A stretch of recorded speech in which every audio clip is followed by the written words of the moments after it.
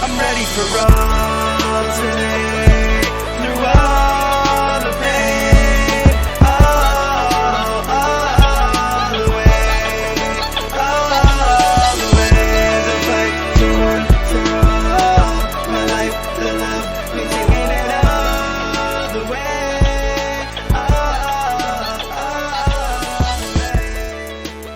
So I get a text from a buddy. He says, hey, I'm trying to offload Tyreek Hill. I think to myself, bet. I want Tyreek Hill. Let's make a deal.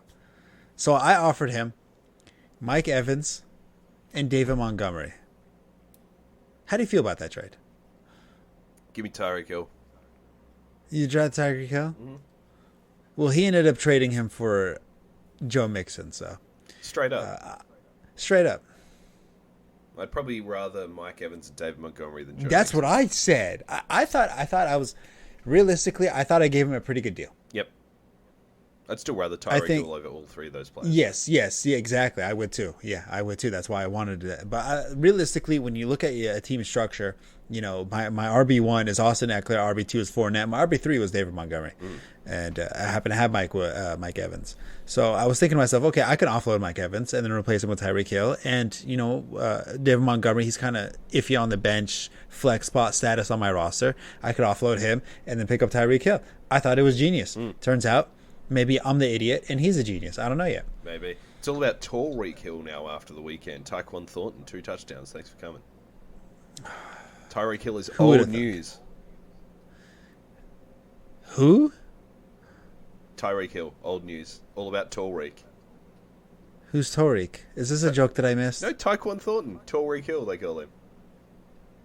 Because he's tall and fast. Oh, okay. That went over my head. Yeah. Okay. Didn't Yeah, go maybe over I his am head the because idiot. he's tall. Nice. I'm proud of you on that one. That's a good one right there. Yo, what is going on, Sleeper Nation? It is your boy Nader, and of course 32-Bit Nation. Shout out to you guys out there as well. I am Nader alongside the #1 Australian analyst. Shane, how you doing over there? Hey, Baba Booey. Yeah, I'm doing all right. There we go. I mean, we had a little of a week hiatus. Somebody got sick. I don't want to name names. Yeah, if you listen to our last show, you'll realize that I was very, very unwell, and somehow I was even more unwell. And, couldn't talk, so in this fantastic audio medium, ain't good. And who's going to replace me? You certainly tried. Did I? I mean, technically, I kind of did, yes, in theory. I didn't voluntarily try to replace you. No, that's true. I just meant said in a micro sense, someone needed to replace me, and you couldn't find anyone. Yeah. And we didn't try particularly hard. But yeah, we didn't try. I didn't try. I put it out there so I could feel like, okay, I tried, but I didn't really try. it's fine. If that makes sense, you know? Yeah. Plus, we have a little bit of an obscure schedule, so having somebody to fit our schedule I felt like was nearly impossible to begin with. But it's kind of like one of those Bart Simpson cake memes where it's like, at least you tried. Yeah, that's true. And in fact, our schedule's about to get even weirder, but we can talk about that off pod. Oh, God damn it. We already have a weird schedule, but all right. It's going to get weirder. Oh, God. Why did we do this? All right. So, of course, on this episode, we're going to have our justifiable overreactions. This is my favorite part of the day. Wise words of wisdom. I think I have something for you guys. And then, of course, the legendary not top 10. We're kicking out players who don't belong on there and adding a little bit of real taste to that roster. So, of course, Shane, I'm going to give the floor to you. Yeah, so some justifiable overreactions from week 7. Let's start. The Chargers are the most disappointing team in the NFL. That division as a whole is the most disappointing team in the NFL. I mean, the Chargers, yes. The Broncos, even more so. The Raiders as well. Chiefs are doing all right. The Chiefs are the Chiefs. I don't think anybody expected too much out of them, but I don't think anybody expected that whole division just to be kind of lost. Yeah, for sure. I put the Chargers as the most disappointing because they should be so much better. Like, Justin Herbert is a better quarterback than Russell Wilson, and they're just not an interesting team to watch. I mean, say what you like about Russ. They're not interesting either, but I don't think there was the same weight of expectations as the Chargers. Like, the Chargers were talked about as a potential Super Bowl team, and it's not that they're not winning games, but they're just not... They're not what we all thought they would be. And when you think a team is going to be really fun and they're not. I think that's more disappointing than when you think it's going to. I think when you've got a team who you think might be fun and they aren't, that's more disappointing than a team who you think might be good and aren't. Have you seen the Broncos play in primetime? Yeah. Here we go. Little pop quiz for you. What's the highest Broncos score in a primetime game this year? 13, I think. 16. 16, that's pretty good. Yeah. That's like the legal age limit. Yeah. Let's ride. I mean, literally. He stopped saying it, and just immediately as he stopped saying Broncos country, let's ride, he started... he was talking about he can feel his hamstring already healing because of his Wolverine blood. Like, this guy's going full Charlie Sheen. It's great. I'm waiting for him to crack. Yeah. Just crack and then go off, and then I have meme content for the next year. Yeah. I'm hoping for like a Ned Flanders post-hurricane style snap where he starts like calling people out on the field and just absolutely loses his shit. That would be fantastic. Yeah, because right now he's built a little bit of a persona of being this little goody two-shoes. I just want him to crack, you know? Yeah. I think he needs to go back to just being a weird dude instead of like this creepy brand that he's become. Brands never work. I feel like Richard Sherman's the only person who ever succeeded in a brand, but he didn't really have to build a brand. He just was himself. And well, that's the thing, isn't worked. it? You know, yeah. I've got some advice for you, Russ. Let go branding. Next justifiable overreaction for you. Okay. Rookie wide receivers are a fantasy football cheat code. Like which one? In general. Drafting rookie wide receivers. I'm trying to think of this year. Okay, if you drafted Treylon Burks, that didn't work out for you. You had a couple good weeks with Drake London, but that kind of fizzled out a little bit. Olave, he's been all right, minus a concussion. Garrett Wilson's had moments. Yeah, now he's kind of irrelevant. Alec Pierce had a good game on the weekend. Tyreek Hill, Tyquan Thornton. Sky Moore hasn't really done much. I mean, I think like last year it was a little bit more prevalent, and the year before with, of course, there was Chase, and then the year before that Higgins with Justin Jefferson, Ayuk, stuff like that. Yes, but the good thing about them is they usually don't yield high draft capital, especially in redraft leagues. Well, I think that's why people are saying they're a cheat code. I totally disagree. I don't think they're a cheat code because 9 times out of 10, like you say, they'll have a couple of good weeks and then they sort of go missing a bit. And they're not a cheat code because you are paying a higher price potentially than you should have to. Like Drake London was quite expensive this year. Garrett Wilson was quite expensive this year. You're getting the production from them that you're expecting from a player at that draft capital. Someone like Alec Pierce, who I think was undrafted, or Tyquan Thornton. Yes, but like it's taken 6 weeks for them to have good games, and you can't rely on that production. So I don't think they're a cheat code. I think it's just a stupid thing that people say, which is why it's an overreaction, but not justifiable. No, it's not justifiable at all. I mean, that's kind of like a Twitter head talking sphere where they just kind of want to cherry pick a statistic to justify how correct they were when realistically they weren't. Yeah, I think they're all sitting there jerking each other off over Gabe Davis this week. Well, I mean, he's going to be wide receiver 1 this week, right? Yeah, a Babe Davis. That's him. True. And justifiable overreaction number 3. This is the worst NFL season in recent history. Let's hear why. Well, no, you gotta react. It's not me just. It's yes, I make the statement and you say I'm right or wrong. That's how this I'm trying to think works. In what context? There's no horrifying team. What I like about this year is, I mean, minus the Eagles right now and the Bills, there's no elite NFL team that you're like, oh my god, these guys are amazing, and there's nobody that bad, right? Or is it just me? There's nobody that bad, but there's a lot of bad teams. Yeah. Or there's a lot of uninteresting teams. There's a lot of uninteresting games. Definitely the Broncos. I feel like, okay, they need to start reviewing any Broncos games and just taking them off prime time. it is detrimental to the sport of football to have the Broncos on prime time right now. Well, they're coming over to play in London in 2 weeks' time. Thank God it's not in the U.S. Holy, So that's a team that London deserves. way to grow the game over here. Is it better than the Jaguars? No, well, they're playing the Jags. Oh wow, they got demoted that hard, huh? It's like getting regulated, regulated in the Premier League, relegated in the Premier League. Like that's what happened to the Broncos. They got regulated to the second division. Second division. No, I think this is. I'm not going to say just because scoring's down, it's a bad season. But there's been a lot of bad football this year. Like even, like you watch it, and the spectacular plays I don't feel are there. The really kick-ass moments aren't there as regularly. Like something like fantasy football scoring is down 22% on the last couple of years through 6 weeks. I don't know if that's a function of more players getting more of the ball rather than the same old players getting more ball. I don't know. But we've seen, I think, more games that have ended sort of between 10 and 21 points for both teams. This could be a couple of factors. One, for fantasy points scoring, I think the main issue with that is the decline of workhorse running backs, more committees, and the fact that running backs just kind of suck right now. Like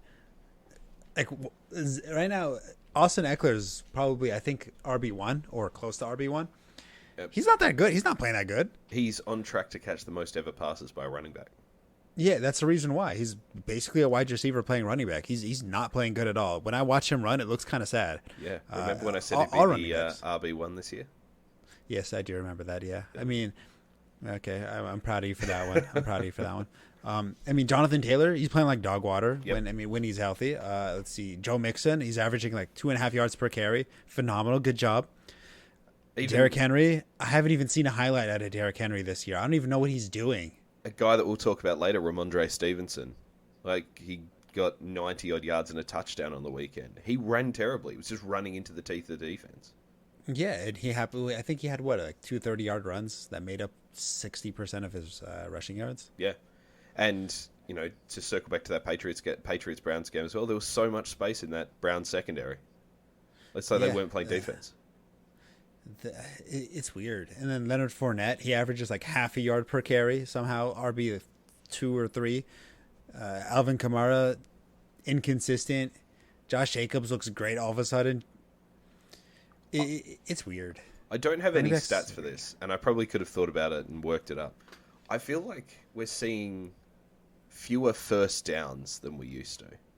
Like more teams going 3 and out, or let's say, 6 and out, let's call it, where, you convert and then you go teams in like 3rd and long situations, and I don't know. We're seeing a lot of bad football this year. I think it's a lot on the defense. One, I think it is the defenses that are getting better. I think right now the defenses, they kind of caught up to offensive schemes, especially playing cover 2. Yep. And being better tacklers. So these run after catches that we keep talking about, they're not happening as predominantly. Like right now, Deebo Samuel had, I believe it was 7 broken tackles against the Falcons. The next best person is Cooper Kupp with 7 broken tackles on the year. Yeah. So, defenses, if that is the best you have, Cooper Kupp breaking tackles second best, then clearly defenses are playing pretty good. Right now, pass rushing is at an all-time high. Right now, I hear a sack, and all of a sudden, like, the team has like 13 sacks on the year, which is like 3rd best. And I feel like every single team is having that right now. Yep. Secondaries are playing better. I think right now the defense has the edge on the offense, and it's starting to show because we're seeing rookies plug and play, and all of a sudden they're making big plays.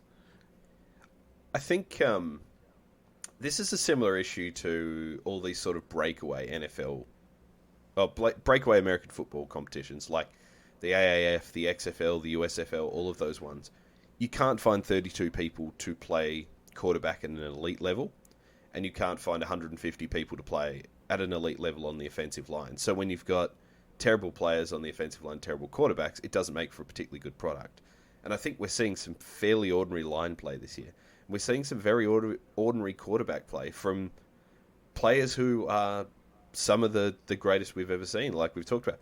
Russell Wilson, shit. Tom Brady has not been Tom Brady. Aaron Rodgers has been disappointing. Matt Ryan. Like, these are guys who can play the position. And then you've still got your big kind of swath of shit players like Baker Mayfield, Carson Wentz, Jacoby Brissett, who you're not turning on the TV to watch. Wentz is probably unfair because although he's bad, he's fun. But it's still bad quarterback play. And bad quarterback play leads to bad football, unfortunately. And I don't really see any rookies other than Mr. Zippy over there. Mr. Playing Zippy good football. was good. He's playing pretty good. I like it. I like him right now. Like, Cooper Rush right now is the pinnacle of young quarterback play. And he's just average. There's no up-and-coming quarterback that we didn't know about already, you know? I mean, Trey Lance was the guy we wanted to see. Justin Fields was the guy we wanted to see. I already seen enough of Justin Fields, and I kind of already saw enough of Trey Lance. So there's no up-and-coming quarterback for me to get hyped up. There's no middle ground quarterback that I'm hyped up for, and all of a sudden the elite level quarterbacks kind of took a step backwards, maybe even a 3-step backwards if you add, as you were discussing earlier. Maybe defenses are getting better. Maybe Aaron Rodgers just needs fucking Devontae Adams one more time. Yep. Maybe Tom Brady needs an offensive line. Don't get me wrong, Maybe Russell Wilson just needs to stop cooking. We're seeing quarterback play at an incredibly high level at the very top. You know, Josh Allen, Mahomes, Lamar Jackson, like Jalen Hurts. These are guys playing the position fantastically well, but we're also seeing a lot of shit, unfortunately. And right now, I'm asking myself: is it the scheme or the team? I think it's a bit of both. I think in the race to find the next Sean McVay, we've ended up with a lot of guys who don't have it, or a lot of coordinators. You know, that Rams tree has been picked over and picked over and picked over. The guys who are getting the jobs now are like the bottom of the tree operators.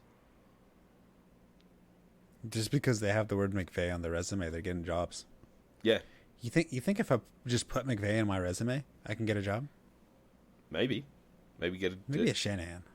Well, you live in California. You could easily go and shake his hand, get a photo with him, tell him that you'd like to, as you would say, pipe his wife, or you and Jared Goff would say, pipe his wife, and then you could get a job. No, I've seen his wife. I'd rather not. I've seen his wife. But yeah, it's a weird season. It's a weird season so far. So are you disappointed by the season? It's less enjoyable. I'm not having as much fun as I would normally have. Is it because of the big plays? Are there not enough big plays for you? It's not even a big play thing. It's like a consistent football thing. Like you want to see teams move the ball. You want to see good defensive play. You don't want to see defensive play on the basis of teams who can't move the ball. You don't want to see defense being a function of bad offense. You want to see like a well-schemed defensive game against a team who are trying and just can't get it done versus a team that's playing shit and the defense are picking him off or sacking him because the offense is shit. And I think that's the main thing right now is we're seeing a lot of elite defensive play. Like I mentioned just a bit earlier, maybe they're getting better, but maybe the offense is just getting worse. I think it's a function of both. That's sad. Because, I mean, obviously, we're big fantasy football enthusiasts, and of course, we're analysts. And in order to play fantasy football, there is usually offensive play, and good offensive play is kind of the pinnacle of it. I know there's IDP and starting defenses and whatnot, but you don't play fantasy football to start a defense. You don't play fantasy football for IDP. You don't even play IDP anyway, so who the hell cares about that to begin with? And I know a lot of people are starting to advocate getting rid of defenses to add another flex. I kind of disagree with that a little bit. I feel like you should at least have a defense. Defense win championships. But still, To go back to your justifiable overreaction, no, it's not a justifiable. Actually, no, it is a justifiable overreaction because it's not necessarily an overreaction. It's kind of true. Yeah, yeah, it's exactly it. And I don't think fantasy football has to be every running back scores 25 points, every wide receiver scores 20 points, and we all feel good about the players we drafted. I don't mind if it's a lower scoring season on the whole, but we're seeing a lot of games, particularly primetime games, and this is maybe why it's sticking out more because the island games have been, largely pretty ordinary. Yeah, basically, largely pretty ordinary all season. That you're watching it going, I don't think either team deserves to win. Yep. They're kind of like handing each other the game. They're like, here, you win. And the other guy goes, no, I insist, you win. No, I insist, you win. No, please, I win. Yep. And then, eventually win. So to go back to the point you just made, no, I do mind if my team scores less fantasy points. And I especially mind if my opponent that I'm playing against that week scores more fantasy points than me. Because then we have an issue and I lose and he wins. And that's not okay. Well, yeah, I mean, that's an issue. See, that is an issue. So I'm okay with less fantasy points being scored as long as it's essentially every single week my opponent scores less than me. Does that make sense? Yeah, absolutely. Predictably bad is fine. Yeah. Have you got any wise words of wisdom for the good people? Yes. Claiming you're a hard worker does not mean making it harder for everybody else. Is this a specific example you want to go into? No, not really. I just kind of thought of that one day, and it was a joke between a couple coworkers. Like, oh, when you said you were a hard worker, you didn't mean making it hard for everybody else. And then it was one of those rage moments where, sometimes when you're raging and kind of ranting, you kind of say stupid stuff, but eventually you create a coherent sentence in between all of the jumbleness. That was that coherent sentence. And I thought it was funny. Yeah, I agree. Yeah. If you want to work harder, just pop a Cialis. Viagra. That usually gets the job done. That's it. Well, you don't need Viagra when you experience you don't. Speak for yourself. I was going to say, you don't need Viagra if you listen to all the fantastic shows you get from 32-bit. Not only is there 32 teams, not only is the great debate coming back after a short hiatus, not only are there our fantastic fantasy football Twitter spaces on Monday and Thursday evenings. I've got to say, if you listen to this show and you're not listening to those, get involved because they are a lot of fun. You get a chance to ask questions directly to some of the best and brightest in the fantasy space. And of course, you've also got fantastic shows, Screen Pass, wherever you get your podcasts. This week we talked about The Simpsons. So come and just give it a little listen. The Simps? The Simpsons. Do they do the gritty? The Simpsons probably do the gritty because they're always trying to stay relevant. Although one of the episodes we watched was about Homer choreographing touchdown celebrations. So yeah, you know what? They did the gritty. Nice. I like that. All right, so what do we got now? Oh, wait, hold on. No, it has my name as introducing the segment. There we go. Okay, interesting. So, of course, in this week's main event, we got the not top 10. Of course, we got the running backs, the wide receivers, ranked above everybody. And, of course, we're going to nitpick, articulate, estimate, guesstimate, and, of course, accurately rank the top 10. I believe we talked about saving our list and seeing if we were right the next week. I don't know if Sheehan kept the list. I know I didn't. Okay, he's shaking his head profusely. I mean, I probably could. He didn't. I could go back and look, but I didn't. Yes, yeah, I understand that. But we were probably right anyway, so it doesn't matter. Yes, I agree. Yeah. So, maybe the order of the 1 through 10 could be different, but the 1 through 10 was right. I think we had Derrick Henry as the number one running back, and he had like 3 touches, so probably not. But those 3 touches were 3 touchdowns, though. Yeah. He pulled the Kelsey. I really don't think they were, but... Okay, other stupid side story. I played and had Kelsey in different leagues when he scored his phenomenal 4 touchdown game. In one league, I lost by 0.5 because of that. Mm? And another league I lost because I needed another 0.5 more. Oh, no. Yeah, stupid Travis Kelce. He gave me hope, and he crushed it in 2 different leagues. That's hurtful. Yeah, I don't like him anymore. I tweeted at him. No, I didn't tweet at him. I debated tweeting at him, but, what does that do? Just let the guy live. Let the guy live his life. He could have gotten... He would have lived... I would have lived a lot happier if he got another goddamn catch. He doesn't need bozos like you tweeting at him. You bozo. What he does need is to catch one more pass. Yeah.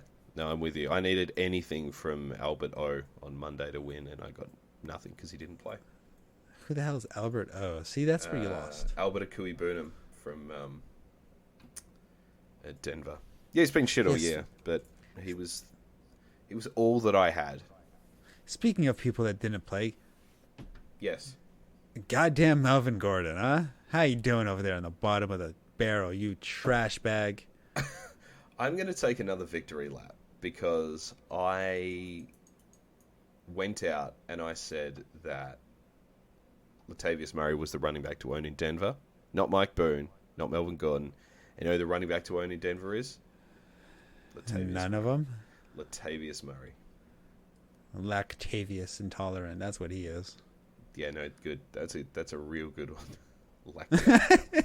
Actually, that I didn't mind that in the end. Thank you. Thank you. Lactavius intolerant.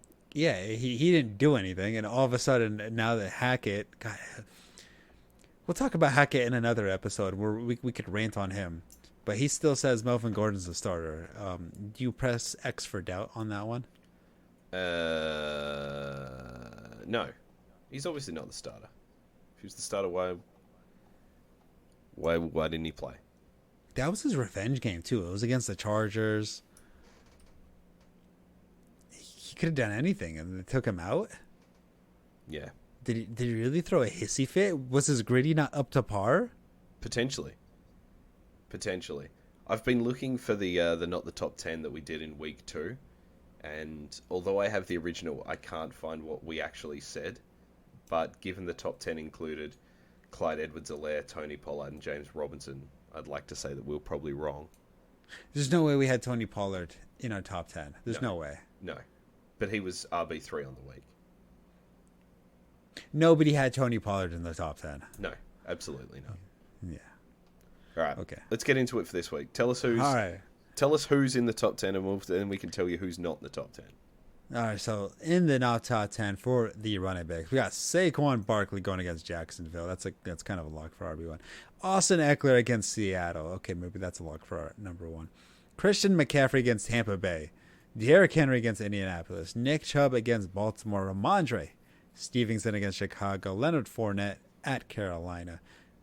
Alvin Kamara at Arizona. Josh Jacobs against Houston. Joe Mixon against the Falcons. So anybody on this list just absolutely stick out like a sore thumb? Leonard Fournette, because he's looked shit. He has, but his receptions have been really nice. They have. I don't. Oh, this is half point PPR, by the way. Yes, half point PPR. Yes, Half point PPR. he's got 26 receptions. He has 3 receiving touchdowns. Yeah, well, I'm glad someone in Tampa Bay does. I think that top 5 locked and loaded. Barkley, Eckler, McCaffrey, Henry, Chubb. That's fair. Yeah, I think that's a lock. I mean, we can argue about the order all day long till we turn blue. They're a lock in the top 5. There's talk about Christian McCaffrey being traded. Where do you want to see him traded to?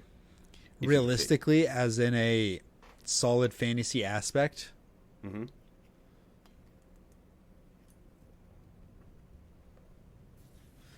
The Bills would ruin his value. Yeah. The Rams could, I think, the best option for him in a fantasy perspective is to stay in Carolina. Agreed. But if he was to get traded and I had to pick one, I'd probably pick the Rams. I don't think the Rams... I think he loses some of that passing volume. Yes. So, yeah, It's definitely not the Bills. It's definitely not the No. Chiefs. No, definitely not. No. I don't know if they can. I don't think they have the capital to get him. I don't think they can afford him. The Raiders might be a good spot for him. Josh Jacobs has looked really good. I'd rather not ruin that. What about San Francisco? I thought about it, but they don't dump off to running backs enough for McCaffrey to get that receiving yards that you really desperately need and expect out of McCaffrey, like he does get in Carolina. Yep. I think it would be a notch under the Rams. Yep. Yeah, that's fine. That's fair. I can live with all of that. Anyway, I think he stays. Yes, I agree. And probably moves end of the year, but I think for now he stays. So of this bottom five, if you like, Stevenson, Fournette, Kamara, Jacobs, Mixon, who's a lock, do you think, for the top 10? I think Fournette is a lock in the top 10. Kamara? Because he's getting vultured a lot by Taysom Hill. Yeah, he is. He's not a lock in the top 10. Joe Mixon is not a lock in the top 10. Josh Jacobs is touchdown dependent to be locked in the top 10. Ramondre Stevenson, he's a little bit more of a question mark. He's probably, him and Leonard Fournette, that some of might be the two top locks, depending on if Damian Harris plays or not. If he does not play, yes, I lock Ramondre Stevenson in the top 10. I don't think Harris is going to play. If so, then we're gonna assume Harris does not play, but I am locking Ramondre Stevenson and Leonard Fournette in the top 10. I think Stevenson is liable to finish in the top 10, but I also think he's liable to have like 80 yards and no touchdowns. 80 yards, 8 fantasy points, no receptions. Maybe 1 or 2. 2? Okay, so it's a 10-point game. I can handle that for my probably my 9th round draft pick. I can handle that. Yeah, but it's not 6th overall on the week. Yes, but I feel like if that's your floor, 80 yards into if 10 fantasy points is your floor, that's pretty good. I can live with that. I mean, you're not starting him. Yes, exactly. So from outside that, who do you see coming into the top 10 then? Right now, Jonathan Taylor is kind of sticking out like a sore thumb, depending if he plays or not. He's historically done pretty well against Tennessee. I think they'll give Deion Jackson some work. Whether Taylor's fit or not, I think they'll spell him a bit, bring him back slowly. I do see DeAndre Swift. If he plays, it is against Dallas. That might be a little bit of a rough game for him to come back to. Swift was the one that jumped out to me as potential top 10. Breece Hall has been really good, but Denver's defense is solid. Yeah, Breece is one of those people that I will place over the matchup. Yep. He has looked very good. He does. I'm almost inclined to put him in the top 10 because you know he's going to catch 5 balls. He's liable to break off a 40-yard run. Ken Walker looked really...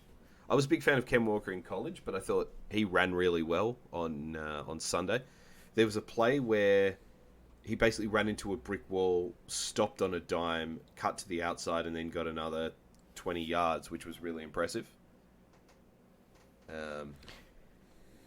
So, he looked fantastic. Versus the Chargers, too. Versus the Chargers they do have pretty solid D-line. They do have a solid defense, which means it might be a little bit more of a difficult matchup. I would rank Aaron Jones a little bit higher. Yep.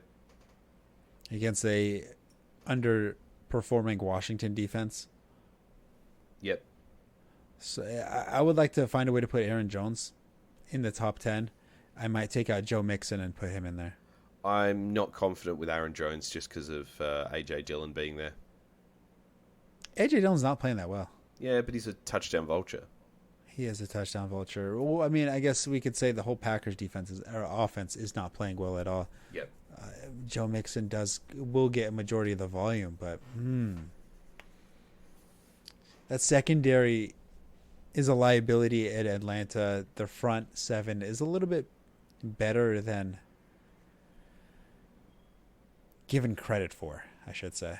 Yep. Yeah, I think that's fair. How about Damian Pierce has had 100 yards and a touchdown in these last 3 games versus the Raiders. Against the Raiders, which is a exploitable matchup. Yep. But I do think the Raiders had a unique game plan to stopping somebody like Travis Kelce, where I think one of the plays they actually had Cleveland Farrell lined up out wide in order to jam Travis Kelce. I think they're going to try to take out Dameon Pierce, who is arguably their best offensive weapon, and then try to make Mills beat them another way. I don't think he repeats that 100-yard touchdown type of game. I think that's a reasonable assumption. You know, McDaniels from that Belichick tree, take away the offense's best weapon, and then make him beat you some other way. I think Pierce they're just going to need him, is what it boils down to. Is I think he could catch a bunch of passes, get a bunch of yards. What about either of the Jags running backs versus the Giants? I hate Travis Etienne a lot, but I think he's going to start inching away and taking away, or inching away and securing a main running back role on this offense. Yep. Which I don't think is the correct decision, because the games they have done well in and the games they've won, James Robinson had effective and good games. Yep. I think James Robinson needs to get at least 15 touches a game, and they're not doing that.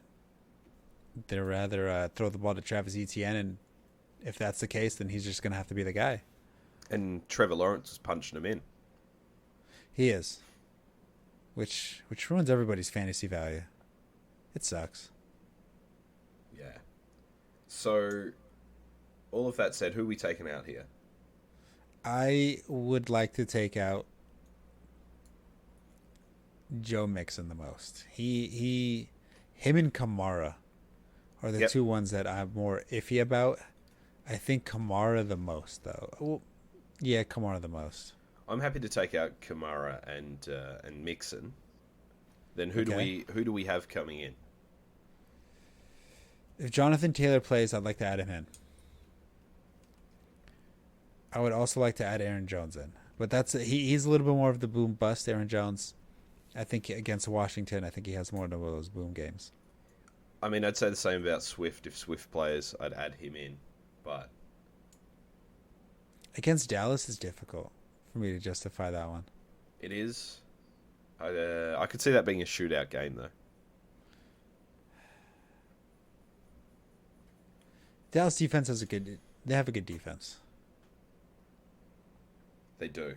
They have a really good defense. Yeah, Dallas is one of those I would recommend you start their defense against Detroit.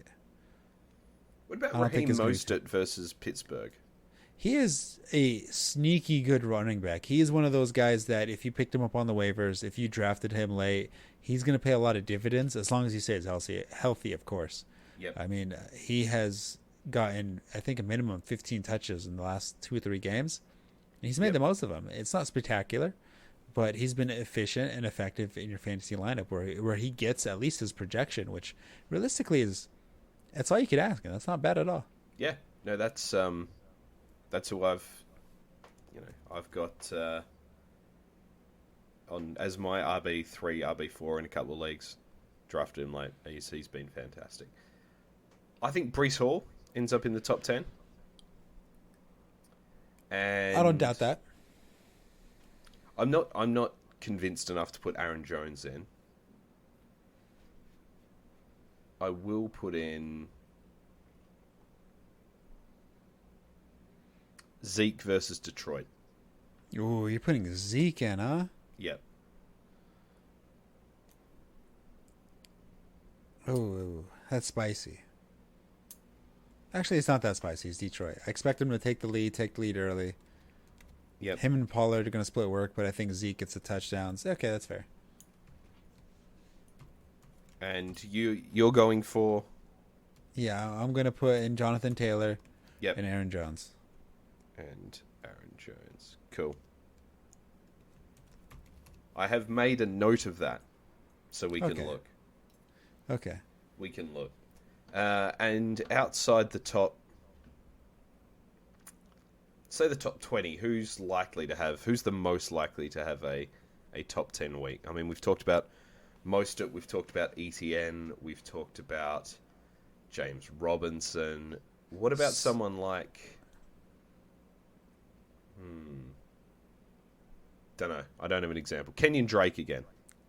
Kenyon Drake, he averaged 11 yards per carry. I don't think he does something like that again. He had 10 touches over 100 yards. Yep. Eno Benjamin is an interesting one. Yes. Unfortunately, when this episode comes out, this Thursday night game will probably be over, so I might look really smart or really dumb right now. Tyler Algier against Cincinnati. He's an interesting one as well. He's been getting about 15 touches per game. He had a semi-decent game against the Niners. Nothing spectacular. If it was 15 touches for about, I think it was like 78 yards. I don't remember off the top of my head. Which, I mean, typically is a respectable game, but in fantasy, half-point PPR and all that good stuff, that's not enough anymore. You need some receptions. Those Falcon runners are all Jags. Yeah, and he only has 2 receptions on the year. That's not good enough. But I would like to see him be involved in the passing game. If he does that, then he's going to start elevating from a flex to an RB2. Yep. Yeah, agreed. What do you think about Antonio Gibson? What happened to him?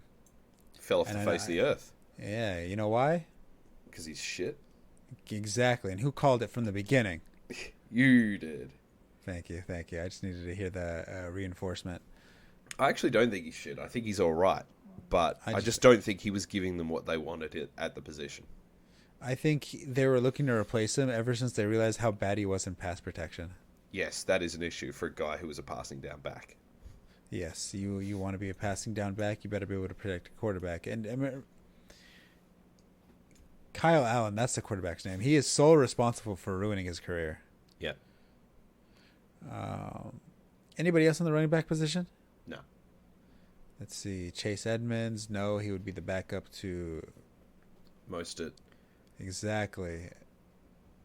Michael Carter. He's the unofficial handcuff to Breece Hall. I mean, at this point, you're just looking at who's going to get injured and get a surprising workload. Exactly. Kyle Juszczyk. I feel like he's better than half the running backs right now. Jamal Williams. If Swift does not play, Jamal Williams gets a huge uptake, and I would consider putting him in the near top 10. Yeah, I think that's fair. I think that is fair. Should we have a look at some wide receivers? Let's take a look at the wide receivers. So right now, number 1, Jamar Chase, Tyreek Hill, Deebo Samuel, Devontae Adams, CD's Nuts Lamb, Michael Pittman Jr., Jalen Waddle, DK Metcalf, and then the sun god Amon-Ra St. Brown. So initially... You also have Mike Evans in there at number 6. Oh, sorry, I forgot him. He must have casted a Harry Potter spell. He had the invisibility cloak, if you will. So Jamar Chase, Tyreek Hill, Deebo Samuel. Are we arguing? Devontae Adams, CD, are we arguing those 6? Well, I think there's a discussion for Devontae Adams not to be in the top 5. Ooh, okay. And okay. I think there's Houston? a discussion that CD Lamb is not in the top 5 either. Okay, against Detroit. Okay, interesting. I mean, Detroit's defense given up a lot of points, but Jeff Okudah's been playing good. Who? Jeff Okudah, their the third round quarterback. pick of 2 years ago, who hasn't done anything. Yeah, the number 3 overall draft pick. He's been playing really well this year. Interesting. Well, hopefully he's able to get it together. I'm gonna say that I'm gonna ring some fucking changes here. Okay, I'm listening. I like change. Adams out of the top 5. Okay, But I'll leave him in the follow. top 10 for the sake of the exercise. Okay.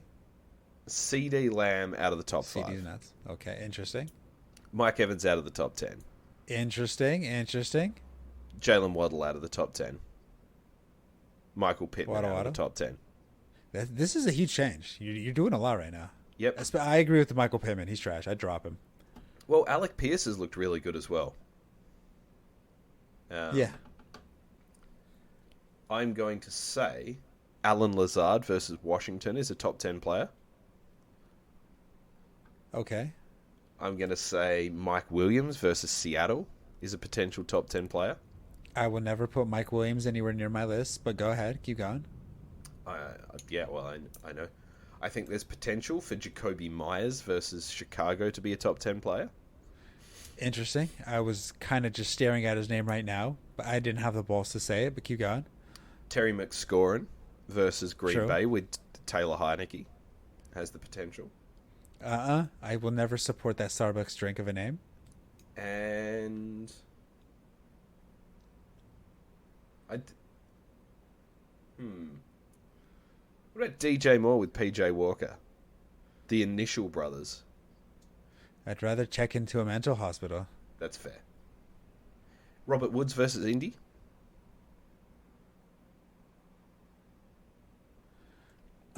He doesn't give me morning wood anymore.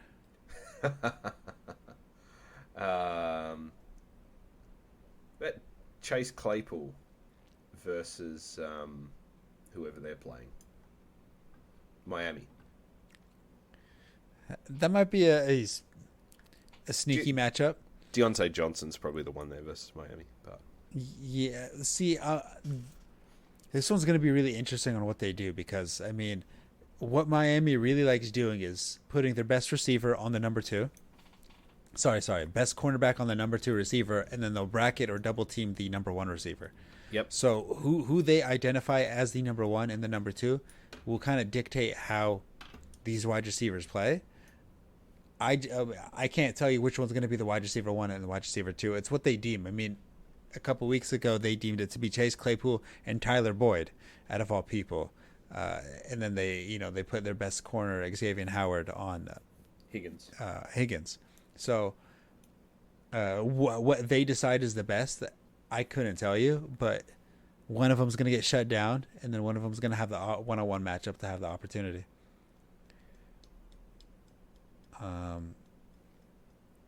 I would think Deontay Johnson gets Xavier Howard, and they double team Chase Claypool. It's what I would do. Yep. Yeah, I think that means put Pickens in. So who do you have? Who do you have coming out of this top 10 now that I've swung the axe? If Keenan Allen plays, I'd put him in the top 10. I would put him over Mike Williams, sorry. Yep. I think Woodley, I forgot his cornerback name on Seattle off the top of my head. He's been playing some very good football, 4.2 speed. With Keenan Allen being a slower receiver, I don't think that's the proper way to attack that matchup. I would put him on Mike Williams. That's a good and point. Then try to figure something else for. Yep. What's his face? Keenan Allen. So I would probably rather have Keenan Allen higher on the list than Mike Williams. T. Higgins, I would like to put him higher on the list against Atlanta. Yeah. Tyler Lockett has been playing good football. I don't think Geno... I don't know. Putting both Metcalf and Lockett in the top 10 is a big call. I wouldn't put Metcalf in the top 10. I would. Ooh. I'd rather put Lockett. See, now Asante Samuel Jr. is probably going to be on Tyler Lockett. J.C. Jackson. J.C. Jackson? J.C. Jackson got benched against the Broncos, correct? Yes. Oh, that's interesting. Okay, so I see J.C. Jackson going on Tyler Lockett, and then I would think they would try to bracket with Asante Samuel on DK Metcalf. Jackson doesn't have the speed for Metcalf, but he does have the physicality and the size. Yeah. Interesting. Yeah, I would... I don't feel comfortable keeping DK in the top 10. He's still in must-start category. Yeah. I would like to put Amari Cooper in the top 10. So, who can we agree on taking out? Mike Evans? No, I like Mike Evans. Michael Pittman? Oh, no, it's against Carolina. They're going to get, what's that second year? J.C. Horn. J.C. Horn. He's probably going to go on Mike Evans. That might be a more difficult matchup. Okay, I can get with taking Mike Evans out of the top 10. But I know for sure I would like to remove Michael Pittman off the top 10. Yep. He is like, get the hell out of here. Top 10. Jalen Waddle? Yeah, Waddle. No, I like Waddle. I don't think it's going to be both of them. Wada wada. Against Pittsburgh. Right now, I want to take Michael Pittman off. Yep, I've taken Pittman off, taken Evans off. Okay. All right. Interesting. I would want also... Amari Cooper in, though. You want Amari Cooper in? What I about want him. CD Lamb? You want him in? I want him in, yes. So, there's two spots you bring in Amari Cooper and... Amari Cooper. I do like Alan Lazard now that you mentioned it. Yep. And T. Higgins. I do like T. Higgins as well. Okay, so what I'm going to do is I'm going to put Alan Lazard in. Yep. Amari Cooper in. Yep. Because I'm taking out DK Metcalf and I'm taking out Michael Pittman. I'm also going to take out Amon-Ra St. Brown. Yep. So you've got I'm four taking him people to out. replace. Yes. And I would like to put... shoot, I had his name off the top of my tongue. What happened? T. Higgins. I like to also put T. Higgins in. Yep. So I've got Lazard, Cooper, and Higgins in for you, and Evans, Pittman, St. Brown out, and Metcalf. Or are you keeping Evans in? I'm keeping Evans in. I'm taking Pittman, DK, and Sun God out. Okay. Just making notes. Oh, I can tell. I can tell. You're keeping the receipts, as the Jets would say. I am. As the cool kids on the streets. Yeah, how saucy was Sauce Gardner just going on the field with the Packers? Yeah, that was sick. That was I rated that. I rated that very highly. So he should have done the gritty. I think that works out. And for me, I'm taking out Jalen Waddle, What? taking out Mike Evans, and I'm taking out Michael Pittman. And I'm putting in Alan Lazard. I'm putting in Mike Williams. Okay. Milliams, as I just wrote there. Nice job. I see it. And I'm putting in Christian Kirk against the Giants. Which might be wish casting because I need some fucking points from him. But, I'm going to will it into being. I'm proud of you. I do like Cooper, but Amari Cooper at home is a different kettle of fish to Amari Cooper away, and they are away to Baltimore. I trust Amari Cooper. Which is really weird to say. Yep. Yeah, that is weird to say. Chris Olave at Arizona. Because it's a Thursday night game, I'm going to say no. Yep. Agreed. Agreed. A person I would like to put in the must-start category would be Devin Duvernay. He got like 1 point last week. Well, and he had 5 targets. One should have been a touchdown. Fair. I would start him. What about Darius Slayton versus Jacksonville? I would like to see the injury situation going on for the Giants before I recommend it. But if everybody's hurt again and it's him and Wandale, yeah, I'd do it. Yep. Yeah, I can live with that. You got a comeback player of the week? I would like to go with Michael Gallup as my comeback player of the week. Especially if Dak Prescott plays against the Lions. This would be a good game for Dak Prescott to come back in. I feel like the Lions are completely beatable for a team of Dallas's caliber currently as they are playing. Michael Gallup, who has been a nice target for Dak Prescott, I think has a phenomenal get-right game right here. And he is going to come clutch for anybody that owned either Stephon Diggs or Gabriel Davis. Fair. I can get behind that. For me, it's Curtis Samuel has 2 catches of 5 targets versus Green Bay. Was his lowest versus Chicago, up against Green Bay this week. Last week was his lowest receptions, yards, and target of the season. Get Taylor Heineke back in the team, slinging it round, and look for Curtis Samuel to get involved downfield. If Heineken plays semi-decent, is he going to be the new starter? For a couple of weeks, best result would be that basically he plays shit and they bring Sam Howell in and get a look at him. What's the chance of Zappy takes the starting job? Zero. Zero? No, it's Why? Mac Jones. Mac's a better player. Like, Zappy played he? well, but I think Mac Jones could have played that exact game. Mac's issue early in the season, he was getting too aggressive, pushing the ball downfield too much, when he shouldn't. When he should just be taking the simple ones underneath. That's not to say he shouldn't push the ball downfield at times, but he was doing it at the wrong times. So, Zappy played well, but the Browns' defense was very, very poor. And it's Mac's team. The frustrating thing is going to be if Mac comes back and doesn't play well in a loss, all the fucking massholes getting on there go, hey, we gotta get Bailey Zappi back in the team. I mean, you just said the name, Bailey Zappi. That's one of the coolest names I've ever heard. I think he's got like a 10-year backup career. I think we can wave goodbye to Hoyer the Destroyer. But no, it's Mac Jones. Who? Mac Jones. Who? What do you mean, who? It went over your head. Oh, my God. It's okay. Oh. It's okay. Mike Jones, who? Come on. So close. Close. No cigar. Close. Alrighty. You want to kick off the 2-minute drill? Hold on. I'm starting my time. I'm starting the clock. The stopwatch. And I want to hit it. And 3, 2, 1. Boom. I'm completely skipping the Browns-Ravens because I just don't think that's going to be a good game. I'm skipping the Buccaneers and Panthers.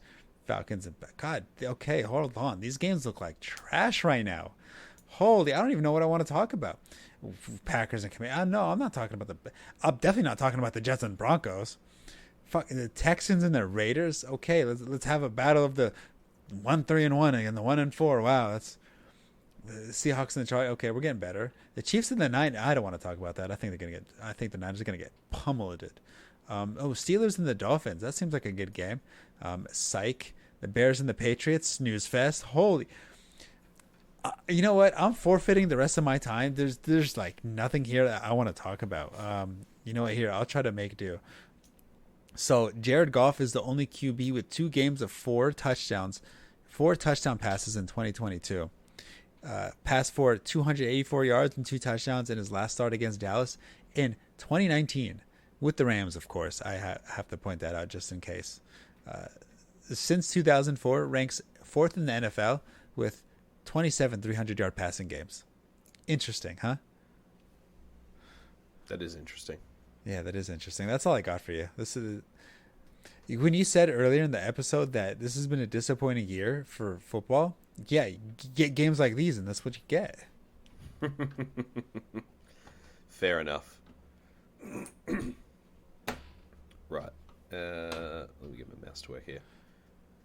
Well, I'm going to start with Monday Night Football because Bill Belichick is going to get his, I think it's 265th career win, or in fact 325th career win versus the Bears, overtaking George Halas to be outright second of his own against Papa Bear himself. So, I'm very excited for that.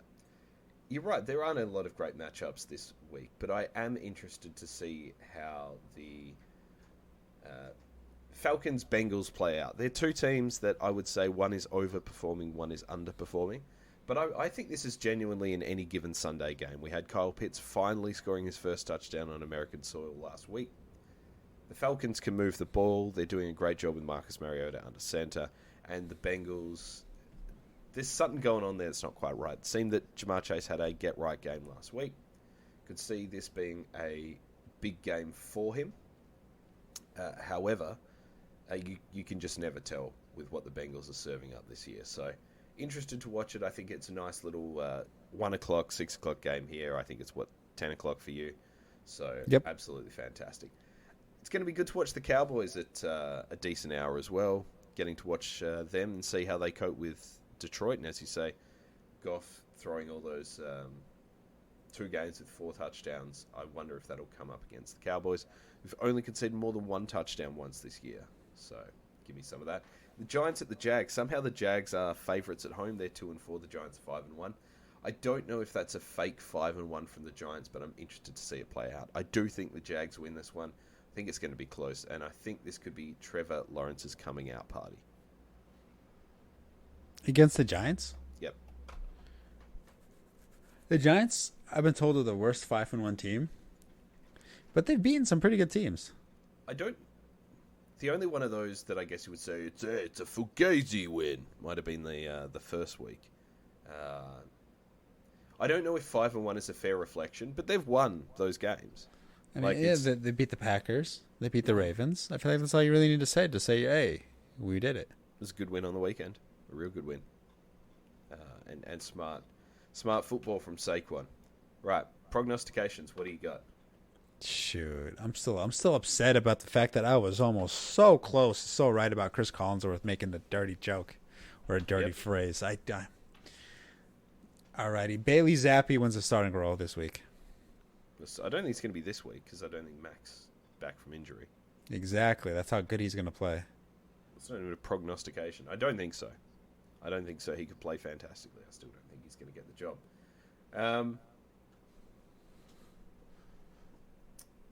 Two receivers go over 200 yards this week.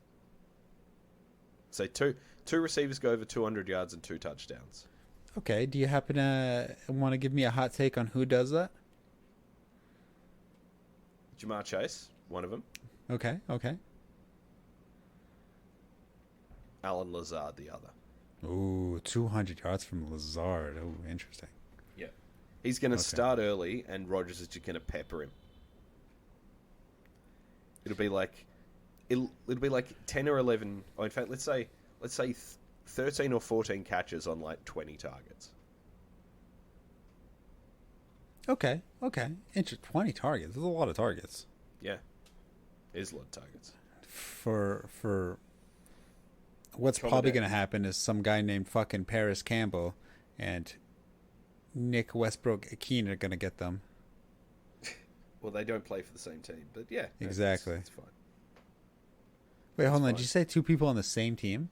No, I said... oh, okay. Oh, you meant generally Paris Campbell and Nick Westbrook-Akeen. No, all right, fair enough. But no, I think it's going to be 2 players go for 200 and more than 200 and more than 2. Okay, that's fair. Actually, that's not fair. That is definitely a prognostication. Yeah. Right. Alrighty.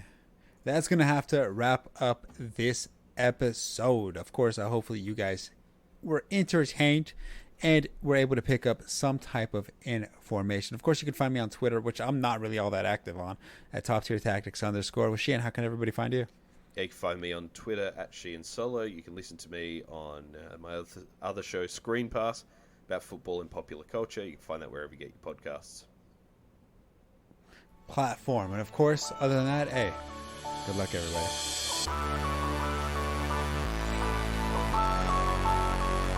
I'm ready.